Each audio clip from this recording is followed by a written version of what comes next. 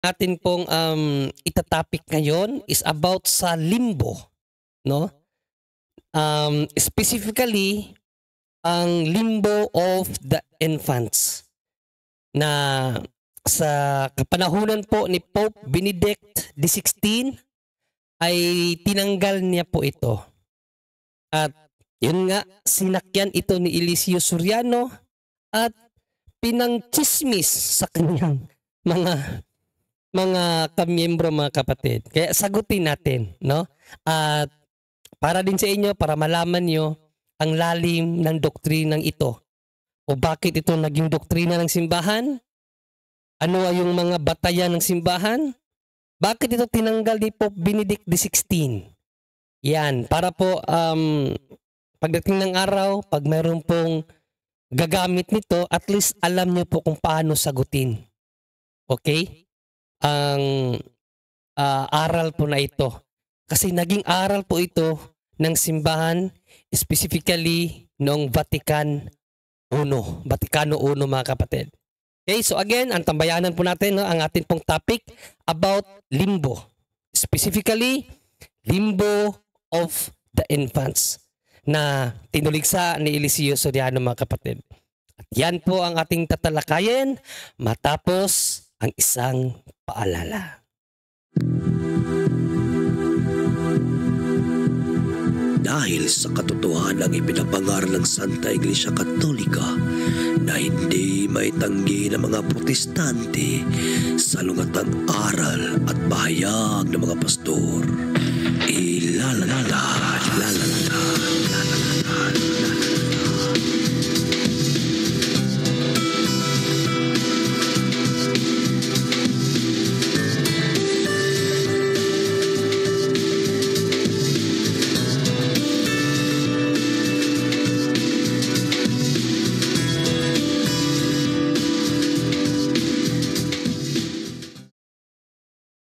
Bag sauce in Behan.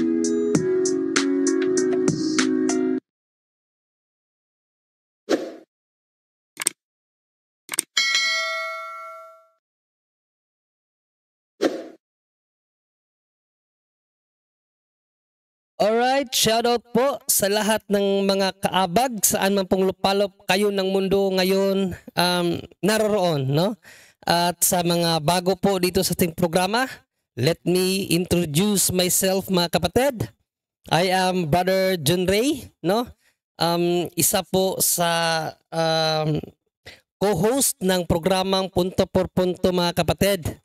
At isa din po tayo sa mga sumasagot sa mga katanungan na itinatanong po, no, sa mga kapatiran nating Katoliko o ng mga protestante na pumapasok po sa Punto por Punto.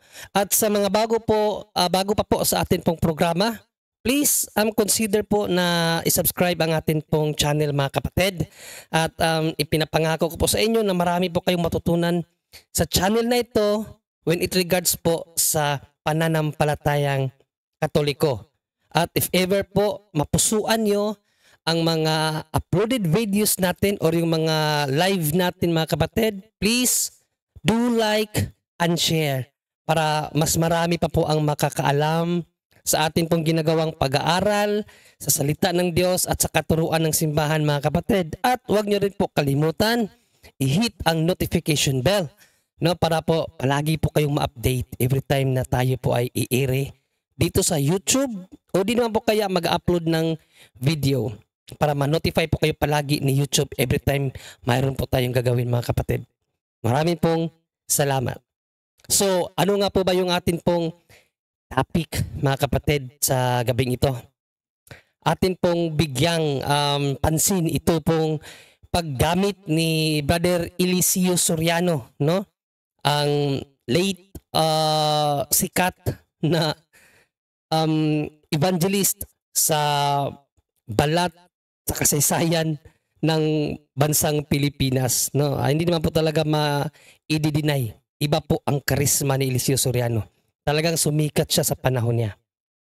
Nung buhay pa po kasi siya, sinakyan niya yung issue na kung saan tinanggal ni Pope Benedict XVI ang doktrina ng simbahan about limbo of the infants.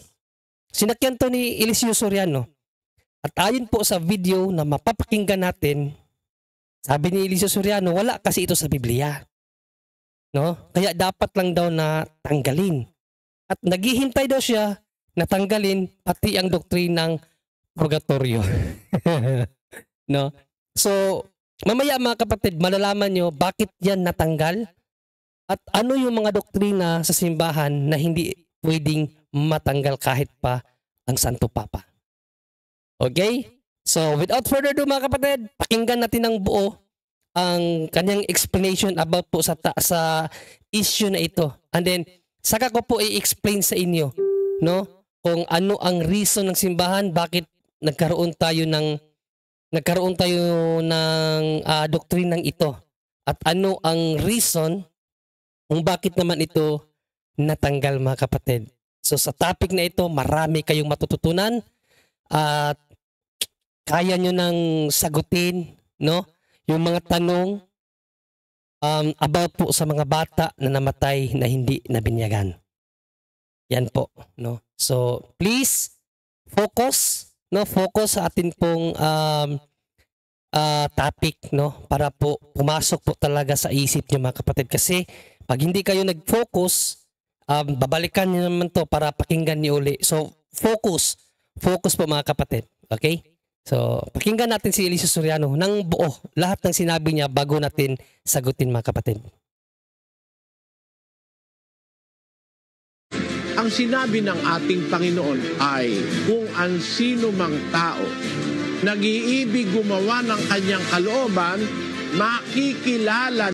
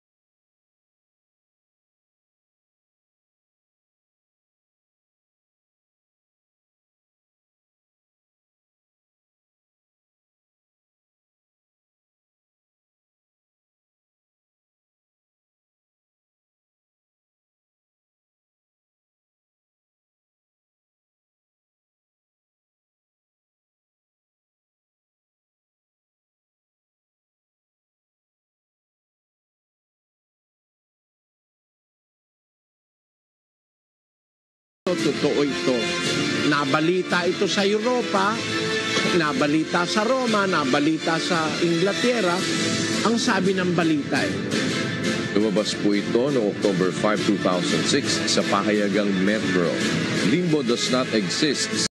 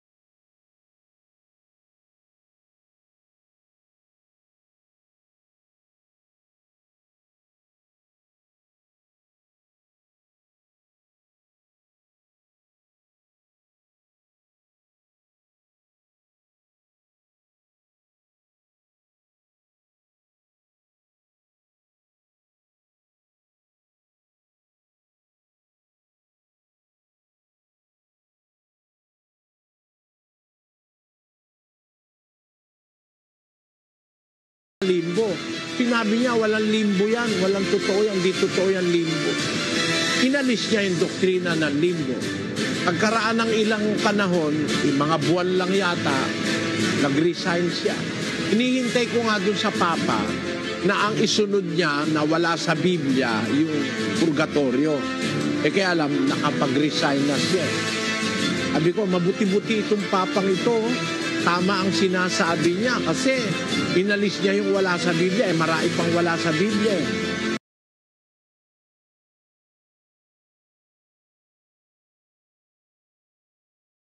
Alright mga kapatid, no, narinig nyo yung kanya pong chismis, no? At marami tayong gustong i-correct doon, no?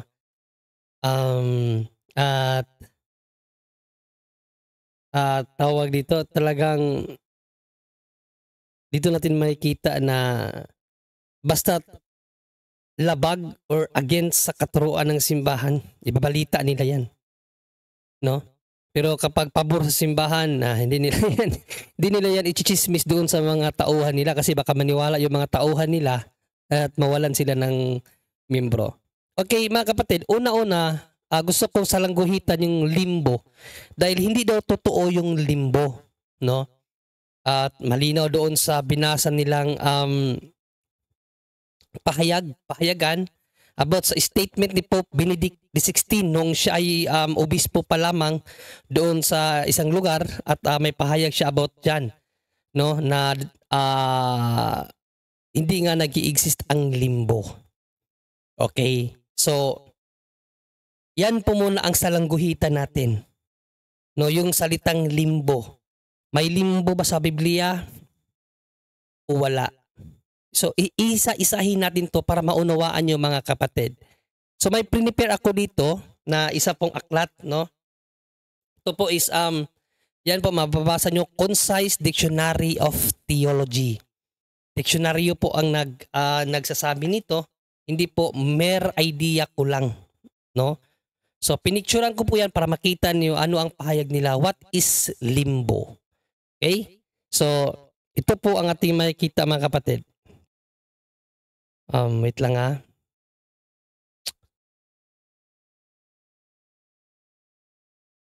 Ayan. No, so limbo. What is limbo? Yan, para matuturing kayo ano ang ibig sabihin ng limbo, no?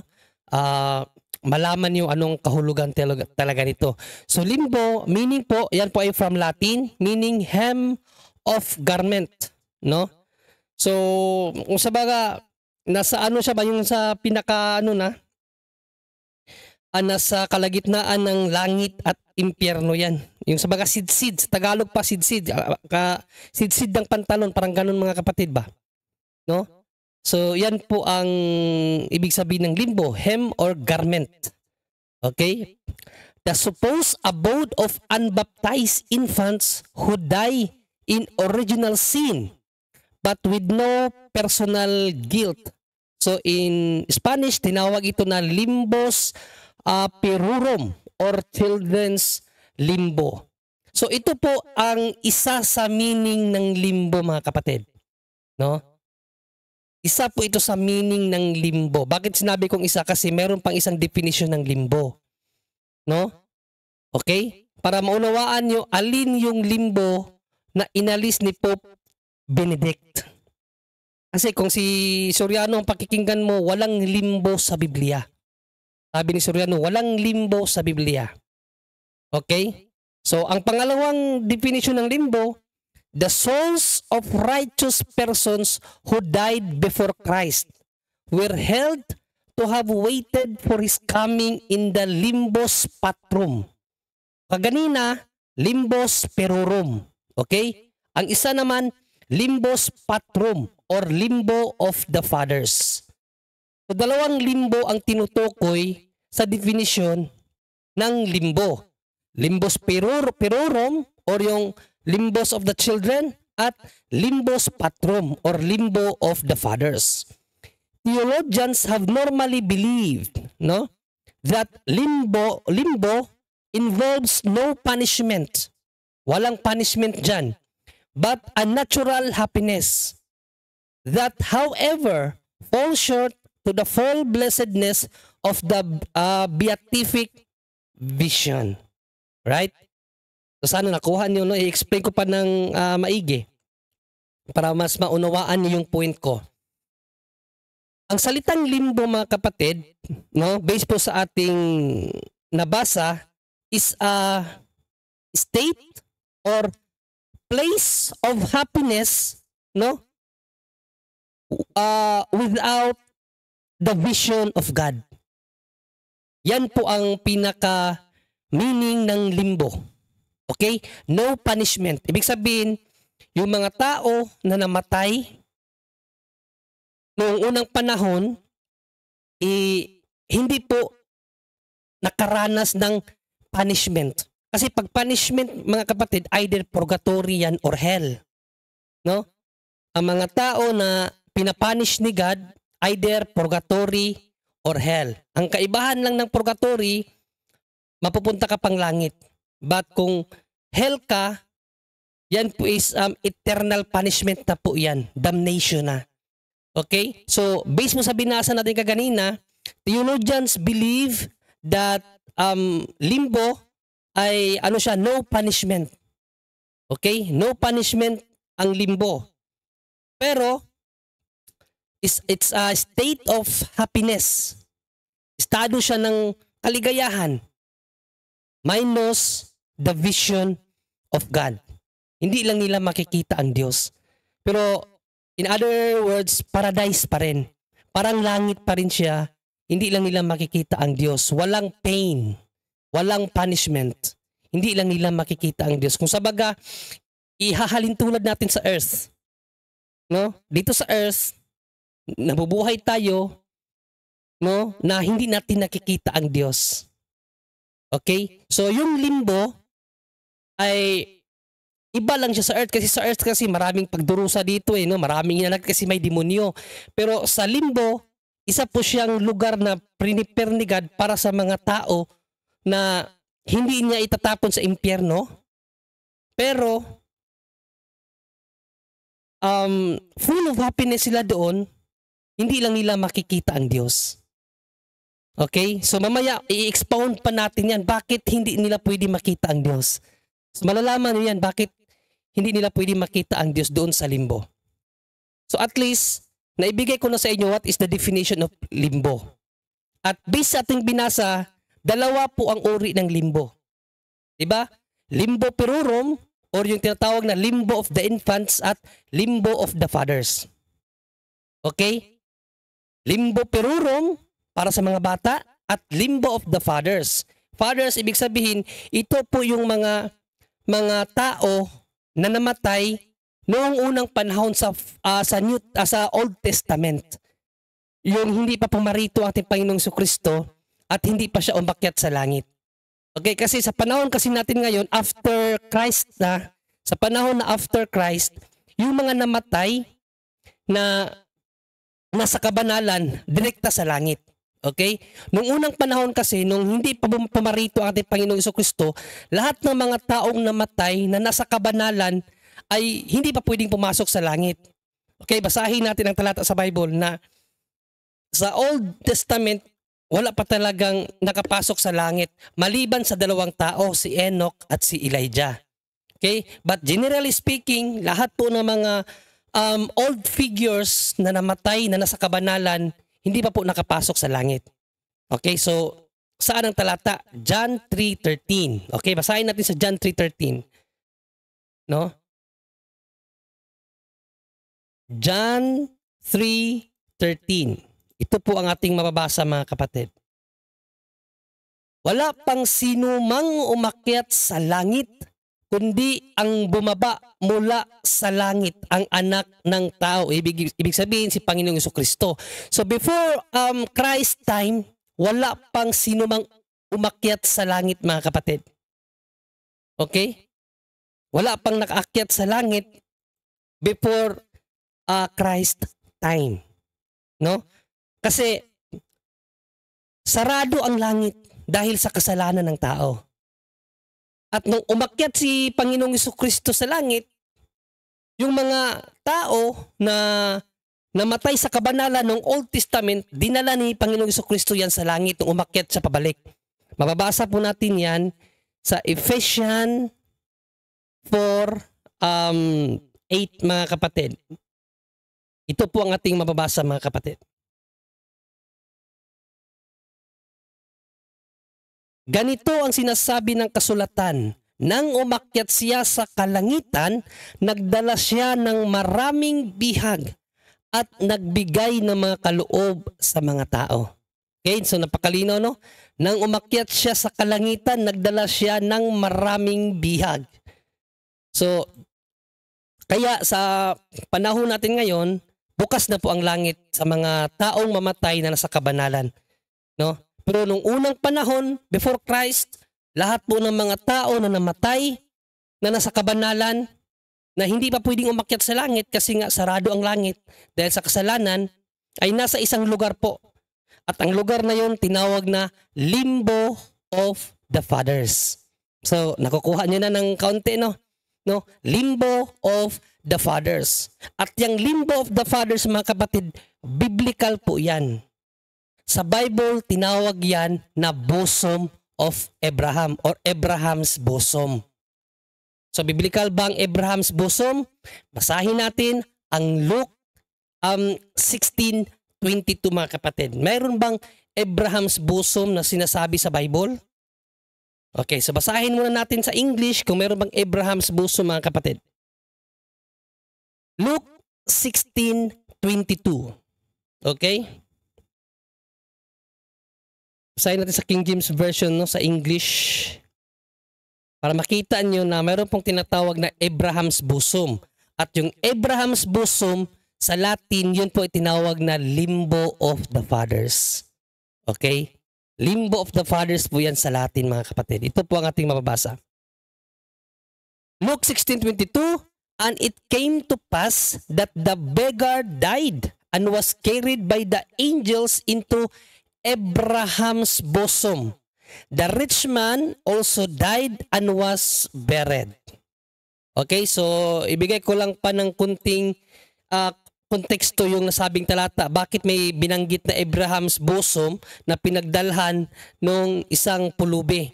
No, yung pong Luke 16 mga kapatid, kung babasahin po natin ang kabuuan yan.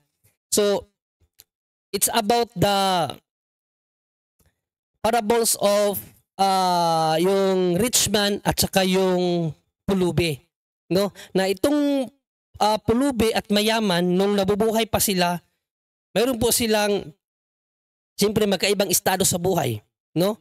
Yung pulubi palagi po yun nasa pintuan ng mayaman, no? At palagi siyang nadadaanan ng mayaman doon. Every time na dinadaanan siya ng mayaman, humihingi siya ng pagkain sa mayaman. Hindi siya binibigyan ng pagkain ng mayaman. Bagkus yung mayaman ang mas binibigyan pa ng pagkain yung aso. Habang yung mayaman naman nagpakasasa sa kanyang kayamanan. So dumating ang panahon na dalawa sila namatay. Okay? Namatay silang dalawa. Yung pulubi mga kapatid, dinala sa Abraham's bosom. Okay? Again, yung Abraham's bosom, yun po sa Latin yung Limbo of the Fathers. Yun po ang lugar or place of happiness minus the vision of God. Nung panahon na yon, kahit andun sila sa sinapupunan ni Abraham, no, sinapupunan ba tawag doon sa Tagalog, yung Limbo of the Fathers, no, doon sa lugar kung saan andun si Abraham at yung mga sumunod kay Abraham. Abraham's bosom yun sa English, no? Sa Latin, Limbo of the Fathers. So, estado po yun na kung saan wala pong punishment sa kanila. Kasi namuhay sila ng ayon sa kalooban ng Diyos, namuhay sila sa kabanalan. Doon muna sila inilagay ng Diyos kasi hindi pa sila pwedeng iakyat sa langit. Kasi sarado pa nga ang langit sa panahon na iyan. Dahil hindi pa pumarito si Panginoong Jesucristo para iligtas ang lahat ng mga tao. Okay? So, doon muna sila sa tinatawag na Abraham's bosom or Limbo of the Fathers. Na kung saan pinaglagyan noong pulubi na namatay. Okay? At the same time, yung mayaman naman namatay, according po sa talata ni Luke na si Panginoong Jesucristo po ang nagpahayag niyan, itinapon siya sa impyerno. Okay? So mayroong dalawang estado ang kinapuntahan ng mayaman at nung pulubi. So dito po sa account ni Luke chapter 16, nagpapakita po ito ng isang katotohanan, no? Ng isang eksistidong lugar na inihanda ng Diyos para sa mga taong sumunod sa kanyang kalooban na pinaglagyan sa kanila ng Diyos sa Old Testament. Ito po yung Abraham's bosom. At yung Abraham's bosom po, tinawag po yun na limbo of the fathers. Kaya yung sinabi ni Eliseo Soriano na wala sa Biblia ang limbo, kasinungalingan po yun. Okay? Existed po ang limbo sa Biblia. So sana nakuha nyo. So dito tayo sa ikalawang punto, limbo of the infants or limbos perorum. Okay? Kasi malinaw po talaga yan na sa panahon po ni Pope Benedict, inalis po niya ang doktrina na iyan ng simbahan. Okay? Inalis niya ang doktrina na limbos perorum or limbo of the infants. Bakit at kung anong dahilan, yan po ang ating pag-uusapan. So, doon sa binasa ni Eliseo Soriano mga kapatid na wala sa Biblia ang limbo, tumutukoy po yun sa limbo of the infants. Dahil wala po talagang pahayag ang Panginoong Jesucristo or ang mga propeta about limbo of the infants. Ang ipinahayag lang sa Bible, limbo of the fathers, yung Abraham's bosom.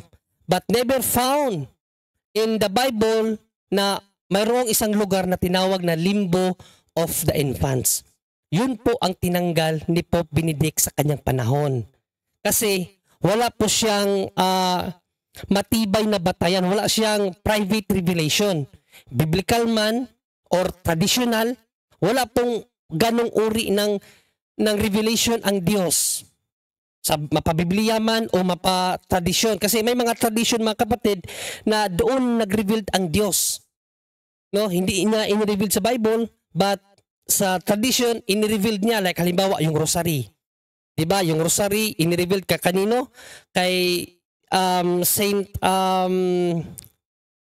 Dominic. Diba? Doon ni-revealed ang rosary. Kung paano gawin ang rosary.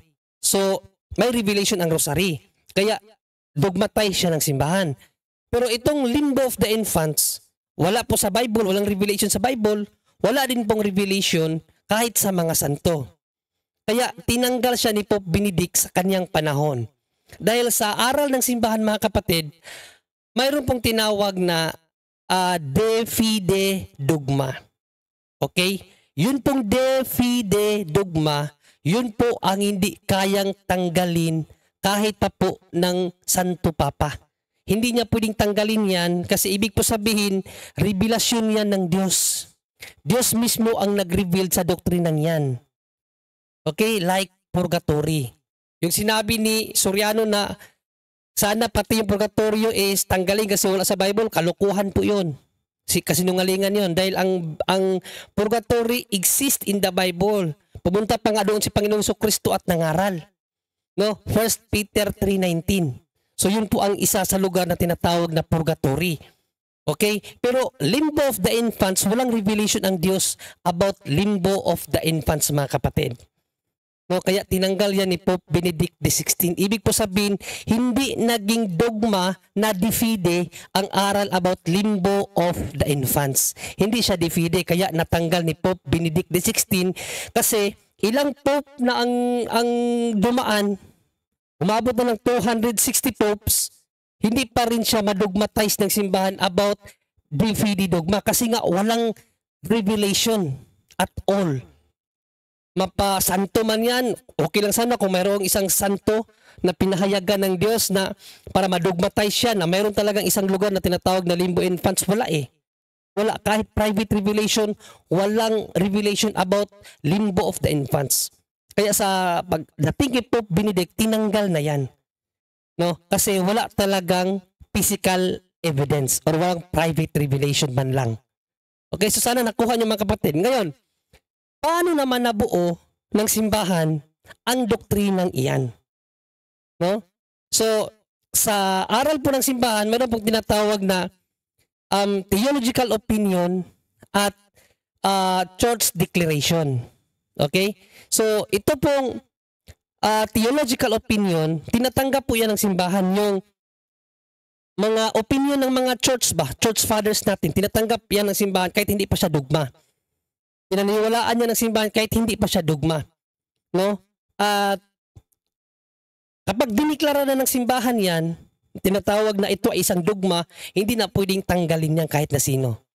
Okay? So, itong nangyari kasi sa limbo spirorum or limbo of the infants, hindi siya nag-level up. Hanggang theological opinion lang siya. No? At maraming mga santo na talagang pinanghawakan ang aral na yan. So, ano po ba ang basihan ng mga early church fathers natin at yung mga santo like ni Saint Augustine? No? May pahayag si Saint Augustine dyan at si Saint Thomas Aquinas. May libro pa nga si Saint Thomas Aquinas dyan. No? Pero hindi siya naging dogma ng simbahan. Ano ba yung batayan ng mga church fathers natin? Bakit nabuo ang dogma na yan? Okay? Dahil mga kapatid, malinaw po kasi sa Biblia, no? Na lahat ng tao ay nakasunod sa tinatawag na original sin. 'Di ba? Mababasa po natin 'yan, ang original sin sa Psalm. No, basahin natin ang Psalm. Psalm 51:5 mga kapatid. Basahin natin. Psalm 51:5, no? Ito po ang ating mababasa. Behold, I was shapen in iniquity, and in sin did my mother conceive me. Basahin natin sa mas magandang salin ang NIV. Mas maganda sa NIV. Surely I was sinful at birth, sinful from the time my mother conceived me. So dito po, nagmula ang doktrina about original sin, na mayroon po tayong tinatawag na original sin, na sa oras na ikaw ay nag-conceive sa sinapupunan ng iyong ama, ikaw ay yung ina, ikaw ay makasalanan na. So yan po sa theology tinawag na original sin mga kapatid. Kaya lahat po ng tao, bata pa lang, sanggol pa lang, fetus pa lang, makasalanan na po. No? Makasalanan na po. Tinawag po yan na original sin.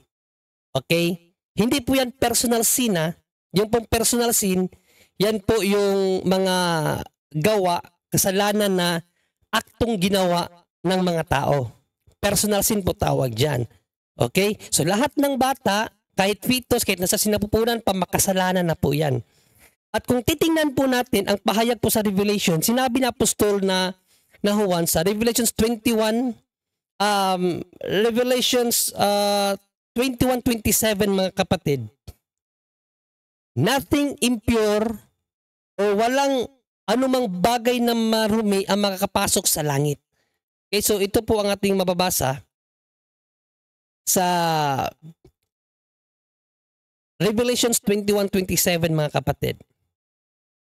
At hindi papasok doon sa anumang paraan ng anumang bagay na karumaldumal o siyang gumagawa ng kasuklam-suklam at ang kasinungalingan, kundi yaon lamang na mga nakasulat sa aklat ng buhay ng kordero.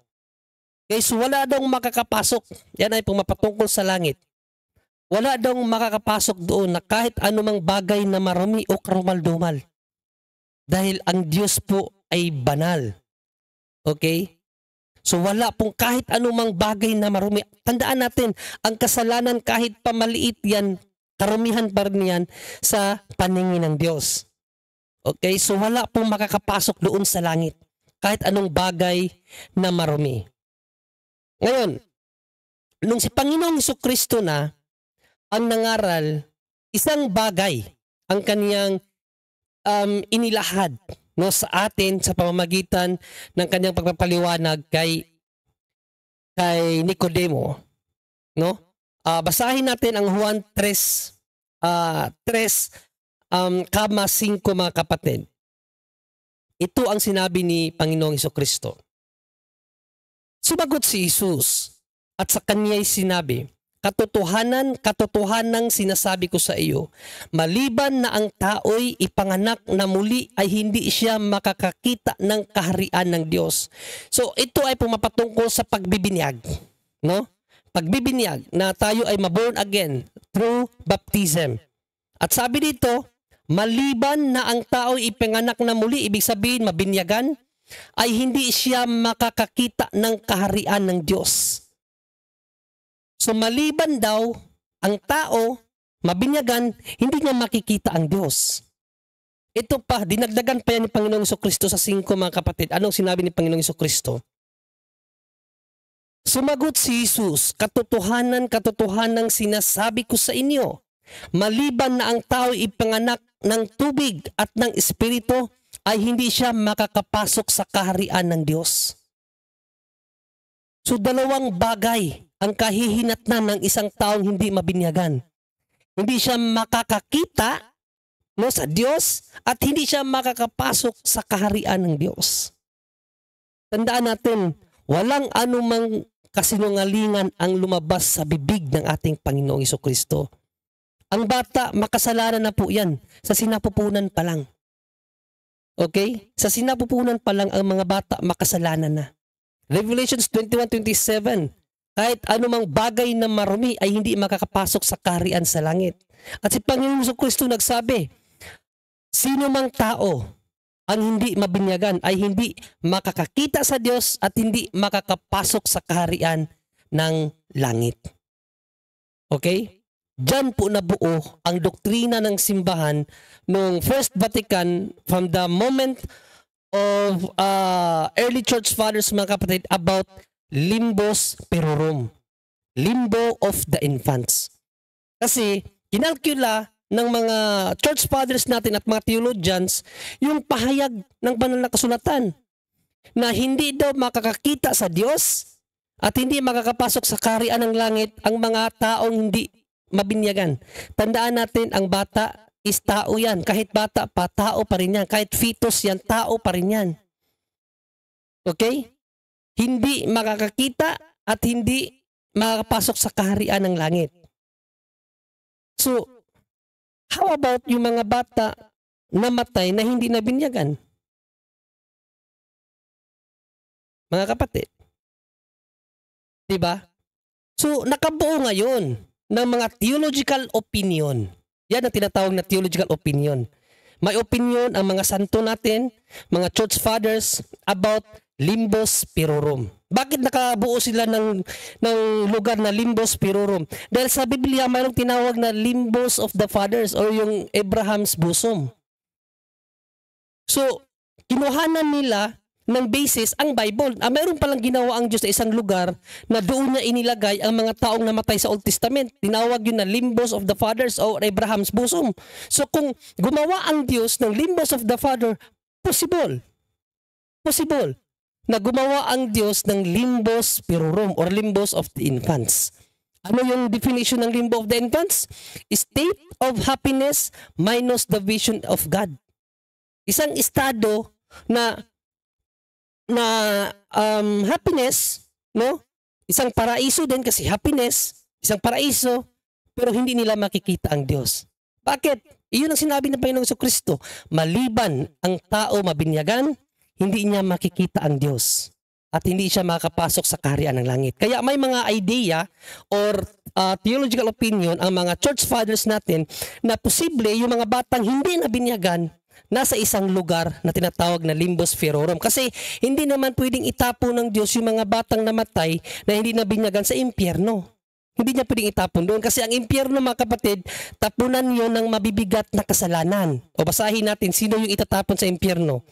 Revelations 21:8. Basahin natin, anong mga uri ng mga kasalanan ang itinatapon sa impyerno? Basahin natin, Revelations 21:8. Ngunit sa mga duwag, at sa mga hindi mananampalataya, at sa mga kasuklam-suklam, at sa mga mamamatay tao, at sa mga mapakiapid, at sa mga manggagaway, at sa mga mapagsamba sa Diyos-Diyosan, at sa lahat ng mga sinungaling, ang kanilang bahagi ay sa dagat-dagatang nagniningas na apoy at asupre na siyang ikalawang kamatayan. So ang ang impyerno, tapunan siya ng mga taong gumagawa ng mabibigat na kasalanan. Kaya nga tinawag yan na personal sin. Ang mga bata kasi hindi pa naman nila alam gumawa ng personal sin. Kaya imposible lang itapon doon ng Diyos. Di ba? Pero kung titingnan natin ang pahayag ng Biblia, hindi rin sila pwedeng makapasok sa langit. Kasi in Revelations 21:27, ididikta natin pagbasa sa 27, walang makakapasok doon kahit anumang marumi sa langit. Basahin natin uli.